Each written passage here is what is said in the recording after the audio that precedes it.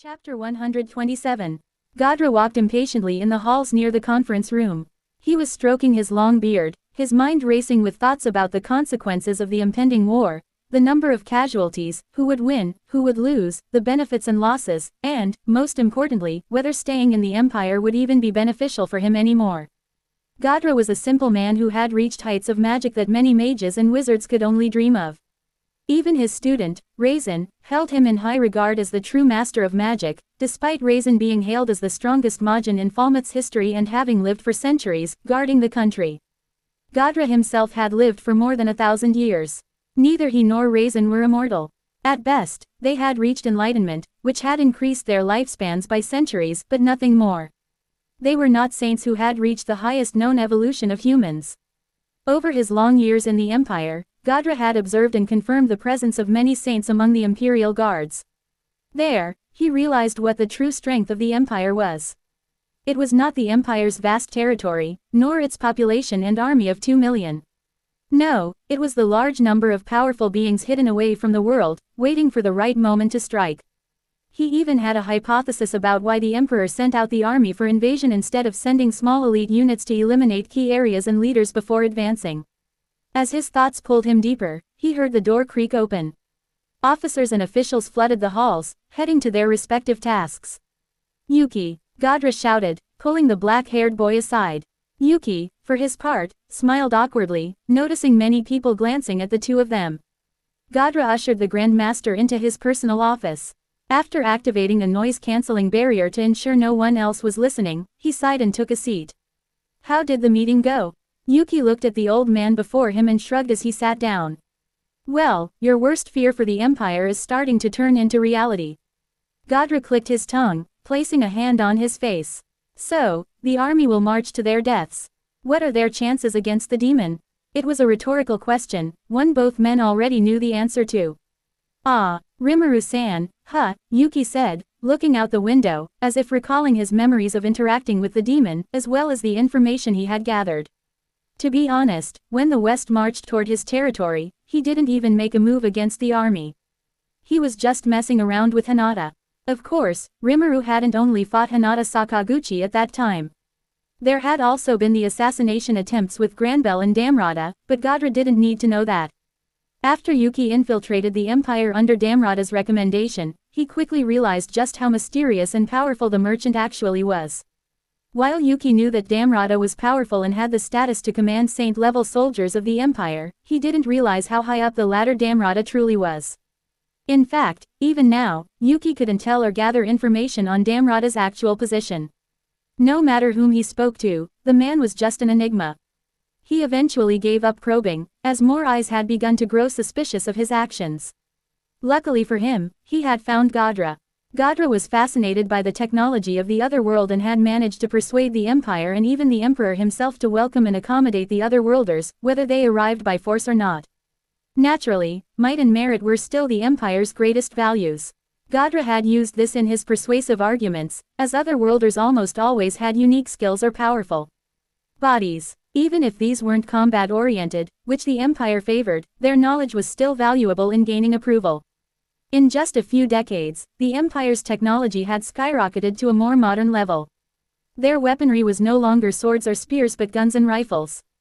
Their vehicles were no longer carriages or ships but tanks and airships. While the Empire kept this technology hidden, the more mundane advances were introduced to the Empire's territories to improve the living standards of the people. Of course, one had to have the proper status and power to access such advancements, but this was already a well-known fact in a meritocratic empire. "So, they will die," Gadra groaned, leaning back in his chair. "What are you going to do, Yuki? Are you going to fight?" Yuki stared at the wizard, tilting his head. "Obviously, I'm a corps commander now. Besides, so many of my new friends are in my division. I can't just let them die." Gadra nodded in understanding. After all, the mixed corps was made up of misfits and rejects who couldn't fit into the armored corps or the beast corps. "What will you be doing, Gadra-sama?" Yuki asked, watching the old man as he continued to weigh his options. "I plan on speaking with His Majesty the Emperor personally," Gadra said, frowning as he finished. "If that doesn't work, I plan on leaving the Empire and going to Amarita." Amarita. Yuki raised an eyebrow. He'd heard of the place before, but it wasn't somewhere he expected the old wizard to mention. Isn't that the demon Lord Kogali's domain? Gadra smiled, nostalgia welling up in him as he recalled their joyous reunion. More than a year ago. Hey, did you hear?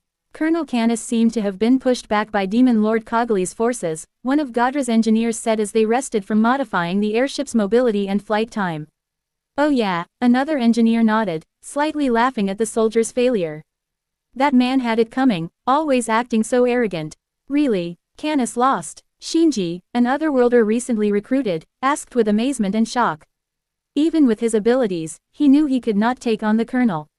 Who did it? The two engineers looked at each other, then one spoke. I heard it happened in Amarita. Colonel Canis demanded the mystic beast that had taken refuge in Demon Lord Kogali's domain. He threatened to bring the Empire's forces and sever trading agreements if they didn't hand it over. And then, Shinji asked, growing curious.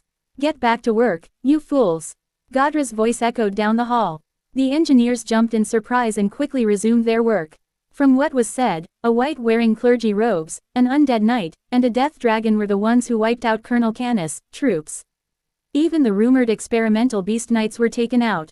Wow, Shinji said. As someone with medical knowledge, he had been brought along with other otherworlders to witness failed beast knight experiments. He had seen the damage they could cause and the strength needed to subdue even one of them. Are you lot still talking? Gadra, now standing behind them, towered over the trio, his shadow casting over them. Ah, sorry, no matter, Gadra waved his hand, turning to the engineer who had been telling the story. Can you repeat what you said about the white? The engineer blinked, confused, before straightening himself. The white was wearing religious clothing, they said it was a white vestment. The white always had beside it an undead knight and a death dragon. A white with religious clothing, an undead knight, and a death dragon. Gadra muttered, leaving the area and mulling over the information. Could it be? In less than an hour, he found himself at the borders of the Empire and Amarita. In front of him stood the rumored trio of undead who had left Colonel Canis and the experimental beasts cowering. Gadra, the white spoke, stepping forward. While the white had no face, its tone and voice conveyed the joy and excitement of seeing the old wizard. It has been a while. Adalman, my friend. Gadra stepped forward, mirroring his friend's actions. The two took no time in embracing each other, reunited in a long overdue reunion of two best friends. It is good to see you well, Gadra-sama, the undead knight bowed, watching the two. We heard rumors of your presence in the east but did not have the means to confirm it. Albert, Gadra turned to the undead knight. While his skin was pale, he had flesh and hair, unlike Adalman, who was a pure skeleton. It is good to see you two again. Ha ha ha, it is thanks to both Rimuru-sama and Kogali-sama's benevolence, Adalman said cheerfully as they walked through the forest toward a nearby fort located between the borders. If it weren't for those two, we would still be stuck on the miasma-filled land, never to leave. I see, Gadra frowned. Is it because of the miasma that you turned into an undead? I made sure that you would be reincarnated if ever you died. Did the negative energy filling the air cause it to malfunction? Probably, Adalman accepted the theory. I knew it was your doing. By the way, what have you been doing while we were apart?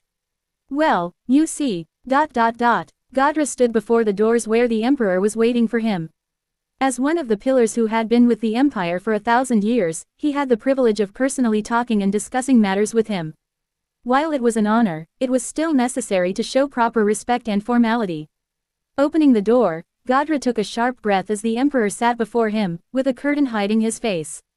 Beside him was the Marshal, who was staring at Gadra with suspicious eyes.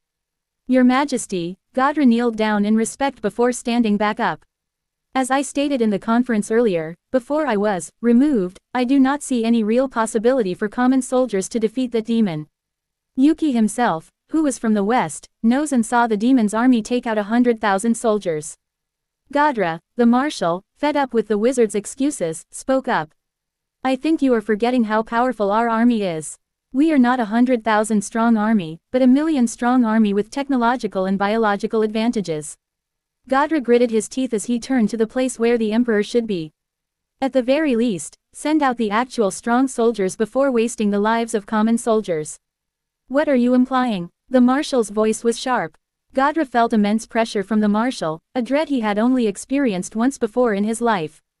It was when he watched as the Storm Dragon rampaged and slaughtered their advances. Then, he felt a burning sensation in his back as he was thrown to the ground. Groaning, he looked behind him to see a man in a white coat, like Shinji, holding a red spear pointed at him. Are we going to continue listening to his pointless words? The scientist's words echoed as he walked near Gadra. We already had confirmation from Yuki that this one is a traitor. Gadra's voice faltered in shock. He couldn't believe what he was hearing. Yuki Kagarazaka betrayed him and told the emperor. But you were not given permission to act, Jahil, the marshal frowned, staring at the mad scientist. The two glared at each other. Jahil turned his spear, the sharp point now directed downward, and thrust it into Gadra's back. You don't get to order me, Apophis, Jahil sneered. Actually, I do. I have seniority, or don't you remember Zaak? Apophis spat out, his aura flaring. Don't call me that. I am in control of my body, not that snake, Jahil growled, twisting the spear, causing Gadra to scream in pain. Shut up. Flames erupted from the tip of the spear. Ah, Gadra screamed, his body burning fast. His scream ended quickly as his life was snuffed out in mere seconds. As Jahil removed the spear from his back, the body's flames extinguished, revealing vaguely formed charred remains. What? Jahil sneered, inspecting the charred remains, while Apophis observed quietly. We were done with him anyway. I doubt he'd be very useful running to Amarita. Jahil, the emperor, Rudra, moved the curtains away from his face and looked at the madman. Have Kanzis and minutes go through Amarita. From the reports, they have a lot of automata and someone who can use, birthday, like you. Oh, you mean my son Kazarim? Jahil recalled the deformed face of the elven princess. Do you want me to come as well? I can have a sweet reunion. No, you will march with the foot soldiers in the back. The first wave will consist of tanks, and a bit further behind will be the foot soldiers who will die in battle. You will then use those bodies to create deathmen for the plan. We'll also get Kazarim then to do the same with the entire Amarita population. Jahil grinned. Why not? Apophis laughed. I doubt a demon lord known for golem creation is that powerful anyway. To be continued.